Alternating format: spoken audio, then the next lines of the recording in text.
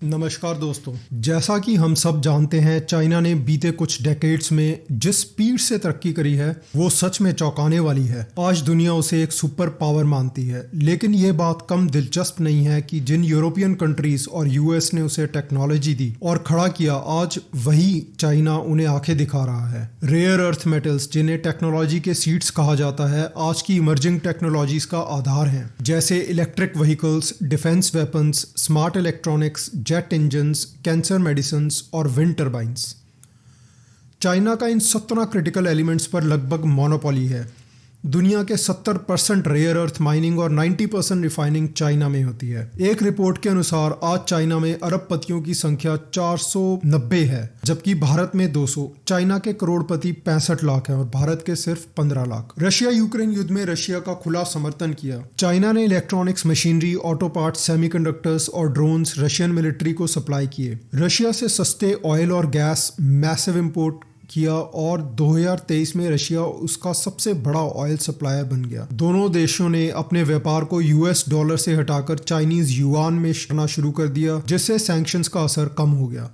सवाल यह है कि आखिर कैसे चाइना ने इतनी तेजी से ये मुकाम हासिल किया। तो इसका सबसे पहला रीजन है दोस्तों, the economic reforms of 1978। Deng Xiaoping की लीडरशिप ने फॉरेन इन्वेस्टमेंट और प्राइवेट एंटरप्राइजेस के लिए अपने दरवाजे खोले और एक इंडस्ट्रियल रेवोल्यूशन की शुरुआत करी। दूसरा, एक्सपोर्ट ड्रिवन ग्रोथ। चाइना बना वर्ल्ड्स फैक्ट्री, जहां से एप्पल, नाइक, सैमसंग जैसी कंपनियां नया प्रोडक्ट्स बनाती हैं। 2025 के सिर्फ 4 महीने में ही चाइना ने 10 मिलियन ऑटोमोबाइल यूनिट्स बेचती है। चाइना की जीडीपी अब $12,000 पर कैपिटा है और उसका मिडिल इनकम ग्रुप 400 मिलियन से ज्यादा बड़ा हो चुका है। तीसरा रीजन था infrastructure boom. Highways, railway, smart cities. China का हाई स्पीड रेल नेटवर्क अब दुनिया में सबसे बड़ा है। 2011 से 2013 के बीच चाइना ने जितना सीमेंट इस्तेमाल किया, उतना यूएस ने पूरे 20वीं सदी में नहीं किया। और चौथा रीजन आप दोस्तों कह सकते हैं स्पेशल इकोनॉमिक जोन्स।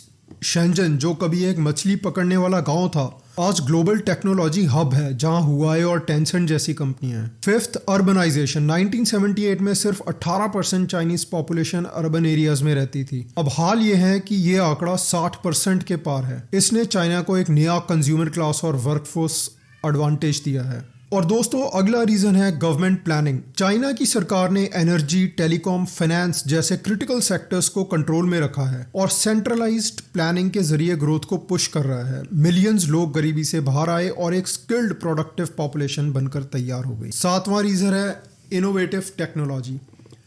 कभी जो कंट्री सिर्फ कॉपिंग के लिए जानी जाती थी, आज वो इनोवेशन लीडर है। अलीबाबा, बाइट डांस, हुआई, ये सब ग्लोबल जायंट्स हैं। China AI research, super computing, 5G और क्वांटम कंप्यूटिंग में दुनिया में सबसे आगे है। ईवी मार्केट में चाइना दुनिया का नंबर 1 है। BYD, नियो और बैटरी कंपनी कैटल जैसी कंपनियां टेस्ला को पीछे छोड़ रही हैं। और दोस्तों, एक और बहुत बड़ा रीजन है जिसे हम कहते हैं मिलिट्री मॉडर्नाइजेशन। तो दोस्तों, चाइना ने हाल ही में एक नया ब्लैकआउट बॉम्ब बनाया है, जिसे ग्रेफाइट बॉम्ब भी माना जा रहा है। दुश्मन के पावर स्टेशनों को पूरी तरह से ठप करने के लिए ये बिल्कुल सक्षम है, जिससे एक बड़े क्षेत्र में बिजली पूरी तरह बंद हो सकती है। यह बम 90 से अधिक सिलेंड्रिकल सबम्यूशंस छोड़ता है, जो कि हवा में ब्लास्ट होते हैं और ब्लास्ट होने के बाद उनके कार्बन फिलामेंट्स पावर ग्रिड को शॉर्ट सर्किट कर देते हैं। इस हथियार की रेंज लगभग 290 किलोमीटर और वारहेड का वजन लगभग 700 किलोग्राम है। J-35 5th generation stealth fighter jet का विशेष तौर पर यूएस के F-35 को टक्कर देने के लिए डिजाइन किया गया है। प्रेसिडेंट जी जिनपिंग ने अपनी नेवी को टॉप प्रायोरिटी दी है, क्योंकि 90% से ज्यादा ट्रेड और 60% तेल समुद्र के रास्ते से आता है। और ग्लोबल पावर बनने के लिए मैरीटाइम प्रेजेंस बहुत जरूरी है, क्योंकि ताइवान पर मिलिट्री एक्शन की स्थिति में नावल ऑपरेशंस क्रिटिकल होंगे। दुनिया के सबसे बड़ी नौसेना अब चाइना की है। 370 से ज्यादा कॉम्बैट शिप्स हैं उसके पास। अमेरिका के पास 68 सबमरीन्स है, जबकि चाइना के पास 70 और उनमें से बहुत सारी न्यूक्लियर हैं। Space dominance. चाइना ने अपनी स्पेस मिलिट्री कैपेबिलिटीज को भी पूरी तरह से बदल डाला है। उसने एंटी सैटेलाइट वेपन्स, लेजर और इलेक्ट्रॉनिक वॉरफेयर, रोबोटिक आर्म्स से एनिमी सैटेलाइट्स को डिसेबल करना, रीयूजेबल स्पेस प्लेन्स जो फ्यूचर वॉर्स में गेम चेंजर बन सकते हैं। 2030 तक चाइना का लक्ष्य है मून पर बेस बनाना, हीलियम 3 को माइनिंग करना और डीप स्पेस इंफ्रास्ट्रक्चर को तैयार करना। और लास्ट पॉइंट है दोस्तों, soft power and global diplomacy. आज चाइना 1.34 ट्रिलियन डॉलर से ज्यादा का डेवलपमेंट फाइनेंस प्रोवाइड करता है, 20,000 से ज्यादा प्रोजेक्ट्स 165 देशों में। इससे साफ है कि चाइना सिर्फ हार्ड पावर ही नहीं, सॉफ्ट पावर से भी ग्लोबल इन्फ्लुएंस बढ़ा रहा है। आइए जानते हैं कुछ उन कारणों को जो कि चाइना का फ्यूचर काफी ब्राइट रखेंगे। चाइना का गोल 2030 तक ग्लोबल एआई सुपर पावर बनना है और वह एजुकेशन को जल्दी शुरू करके एआई तैयार पीढ़ी का निर्माण कर रहा है। चाइना ने प्राइमरी स्कूल्स के ग्रेड 3 से ही एआई एजुकेशन स्टार्ट कर दी है, जिसका मतलब है कि बच्चे लगभग 9 साल की उम्र में एआई कॉन्सेप्ट्स को सीखना शुरू कर देंगे। दूसरा, रेजिलिएंट इकोनॉमी।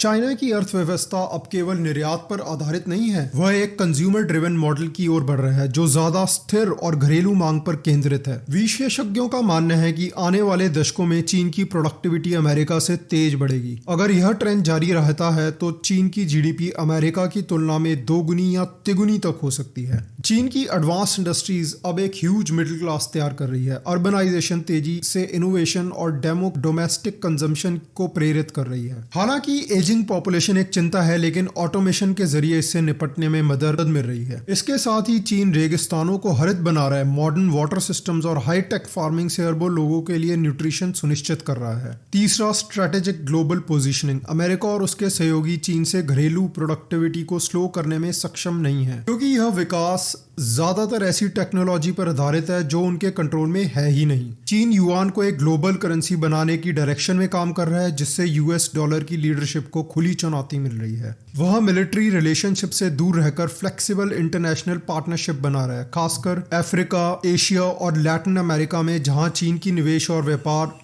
पर डिपेंडेंस बढ़ रही है। चौथा रीजन है long term vision. AI, space technology और ग्रीन एनर्जी में निवेश लगातार बढ़ रहा है। सेमीकंडक्टर, क्वांटम कंप्यूटिंग और रोबोटिक्स जैसे क्षेत्रों में वह अग्रणी बन रहा है। इसके अलावा उसके सफल मून मिशंस, मार्स रोवर और टायनगोंग स्पेस स्टेशन उसके अंतरिक्ष शक्ति की पुष्टि करते हैं। अगर चीन रोबोटिक्स, ईवी, एयरप्लेन, सेमीकंडक्टर और फार्मास्यूटिकल जैसे क्षेत्रों में लीडर बन जाता है तो वह ग्लोबल इकोनॉमी के बैलेंस को पूरी तरह बदल सकता है।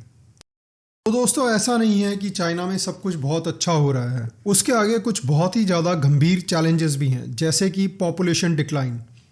वन चाइल्ड पॉलिसी का असर अब साफ दिख रहा है। बर्थ रेट में गिरावट और एजिंग पॉपुलेशन के कारण सोशल सर्विसेज पर भारी दबाव है। आर्थिक मंदी, राज्य नियंत्रण क्षेत्रों में प्रोडक्टिविटी ग्रोथ रुक गई है। सोलर मैन्युफैक्चरिंग जैसे क्षेत्रों में ओवर प्रोडक्शन ने कीमतें गिरा दी है और 2024 में $60 बिलियन का नुकसान हुआ। तीसरा, रियल एस्टेट और कर्ज संकट। कई बड़े डेवलपर्स डिफॉल्ट कर चुके हैं, जिससे निवेशकों का भरोसा कमजोर हो चुका है। Innovation bottlenecks. चीन R&D और पेटेंट्स में आगे है, लेकिन इनोवेशन गवर्नमेंट कंट्रोल्ड है, जिससे मार्केट ओरिएंटेड एफिशिएंसी में कमी आ रही है। Geopolitical tensions. अमेरिका और सहयोगियों के साथ ट्रेड विवाद, सैन्य टकराव की आशंका और ताइवान व भारत जैसे मुद्दे चीन के सामने खड़े हैं। 2022 से अमेरिका ने AI चिप्स पर एक्सपोर्ट कंट्रोल्स बढ़ा दिए हैं, जिससे चीन की कंपनियों को तकनीकी आपूर्ति में दिक्कतें आ रही हैं। और पॉलिटिकल और रेगुलेटरी रिस्क। जी जिनपिंग की सत्ता सेंट्रलाइज्ड है, प्राइवेट क्षेत्र पर फुल कंट्रोल है और टेक फर्म्स पर बहुत ही आम बात है।